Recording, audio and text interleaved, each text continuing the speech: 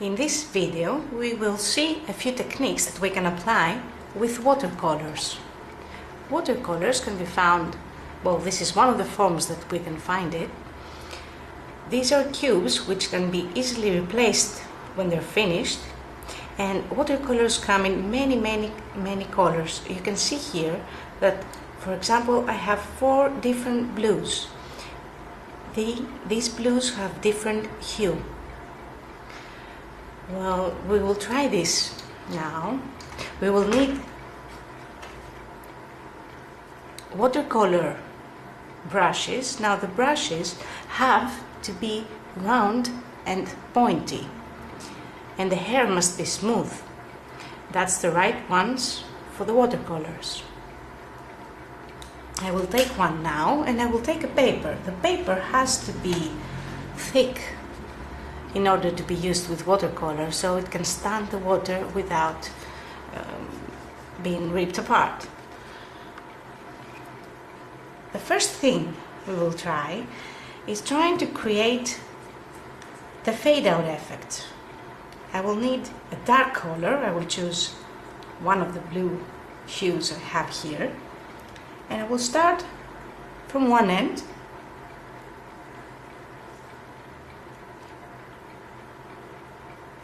I will apply it here many times so as to create the darkest part of it.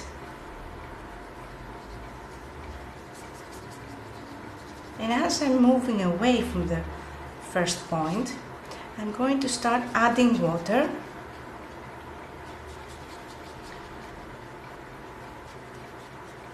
And I'm going back slowly, taking the color with me. The brush can carry the color wherever I want it to go. So I am guiding the color on the paper, adding water, more water as I go along. I have to do these moves quickly before it dries. Now here I have to go back to smooth it. Okay. Moving along.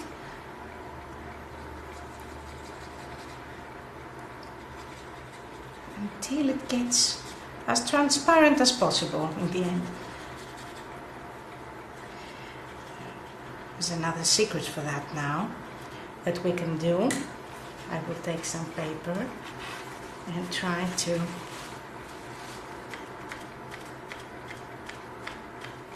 take the excess of color with me,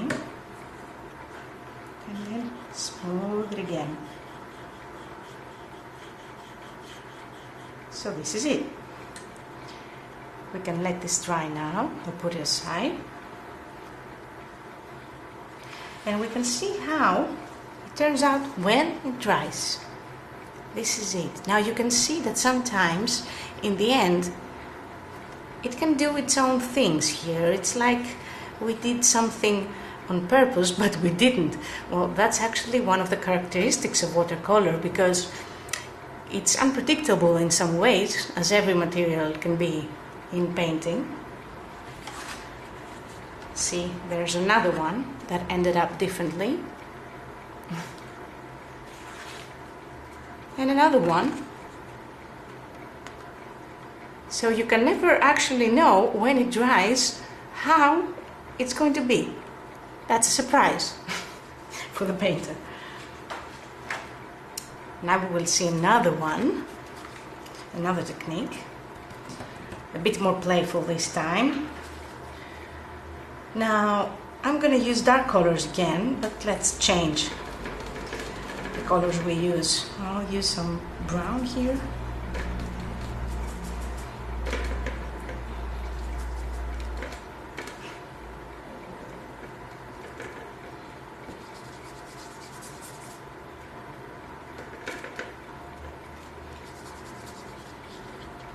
Now for this technique, we have to be a bit more careful with water because we don't want it to be too liquid.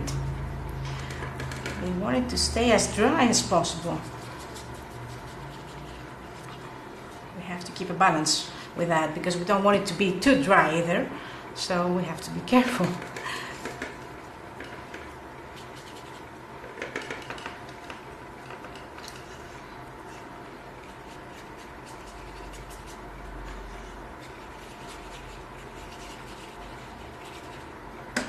I'm choosing my colors, trying to make them look good together. That's how we should do it.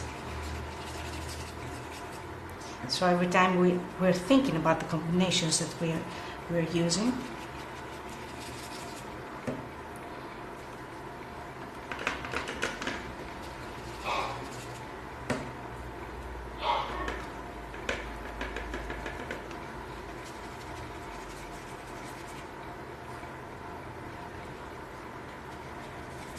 And now I'm almost done. Almost. Before we're done, we have to go back and see if any part has dried out a bit faster than it should. And apply some water and some color again on that spot. Like here. Okay, I think we're good now. So I'm mixing them up here a bit.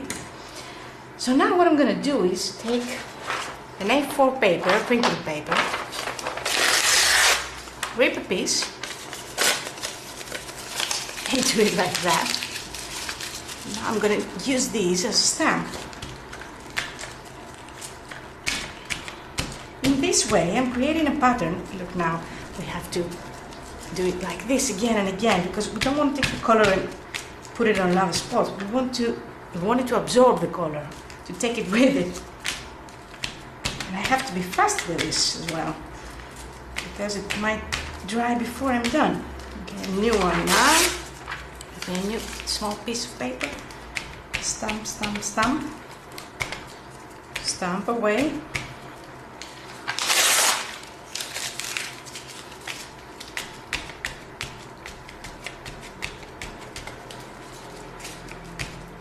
Okay, very good.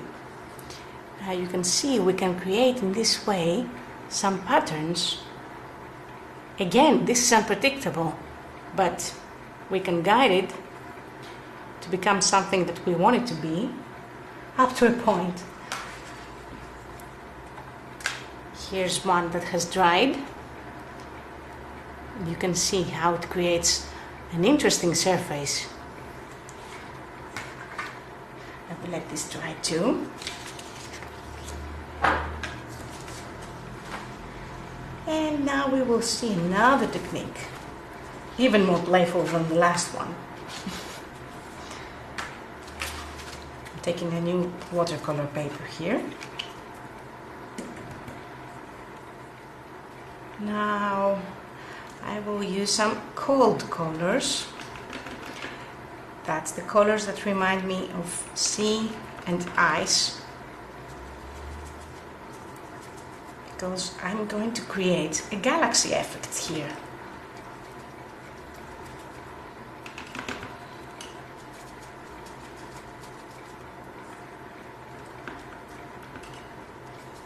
I'm using my brush in different ways, as you can see, each time, because it gives a different result as I'm moving along on the paper.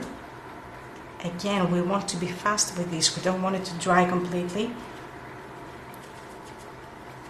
so that we can use this technique.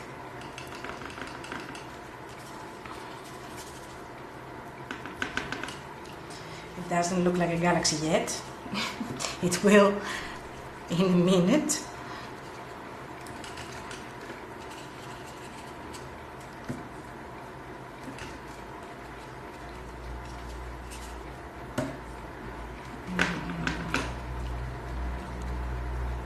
That was too warm, so I'm just adding some blue to get it back to the colder range.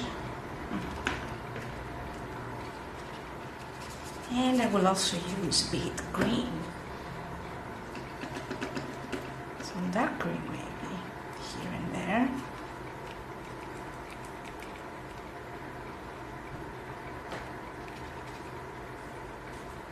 it dries too fast. I'm going to have to go back and add some more to all the parts of the paper.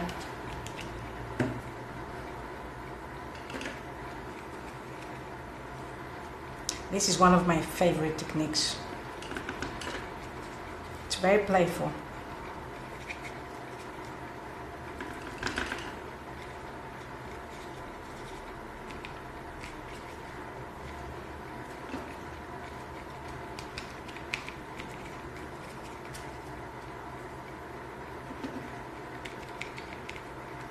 Now, watercolors are supposedly a classical material, not a very modern one, but that depends always on the artist. The outcome can be very, very contemporary, depending on how we use it. So I'm always supporting trying to combine different things, even if they're older or newer, modern or classic. They can give us something unique as long as we try to make it unique. So, okay, here it is a bit dry. I'm adding some more, and what I'm going to bring now is some sea salt, the one that we use for cooking. Yes, we all know about that, but how do we use it here with watercolors? I have some here, as you can see. It's plain salt. So what I'm going to do, I'm going to make some space here. Okay, I will make a bit of a mess. While I'm adding it here, it absorbs the color, creating a light effect wherever it touches. So that kind of reminds me how stars in the galaxy look. That's why I'm calling this the galaxy effect. But of course it can be used in many other different ways. From abstract art to, well, I don't know, that depends on the inspiration that each artist can have with this. It's good to know different techniques so that we can apply them in our own unique way.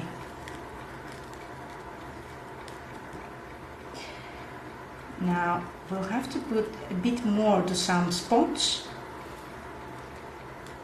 just to make sure that it shows a bit more here. And we will have to wait it dry a few hours.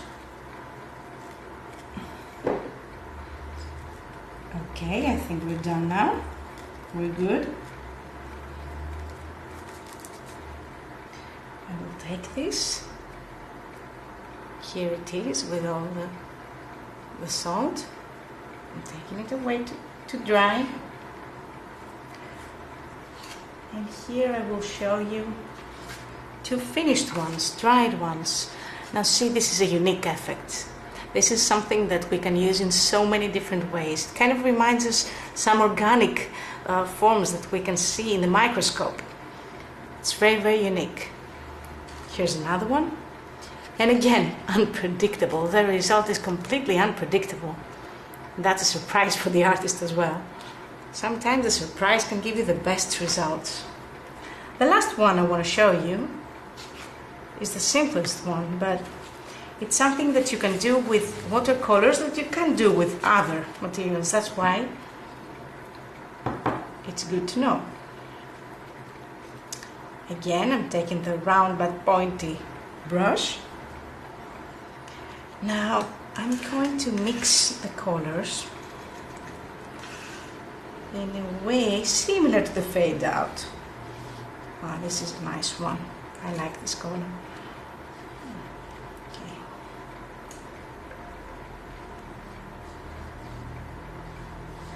So I apply the first one, and then again I will choose carefully which will be the next one. Let's take this one. And before it dries, I connect those two and see how it blends. The one merges with the other, but not completely. It's like they coexist harmoniously here on the paper. And then let's try this one. Before it dries, see how it merges? Before it dries, I will apply this one. And that's how we can continue to get a very nice result like this.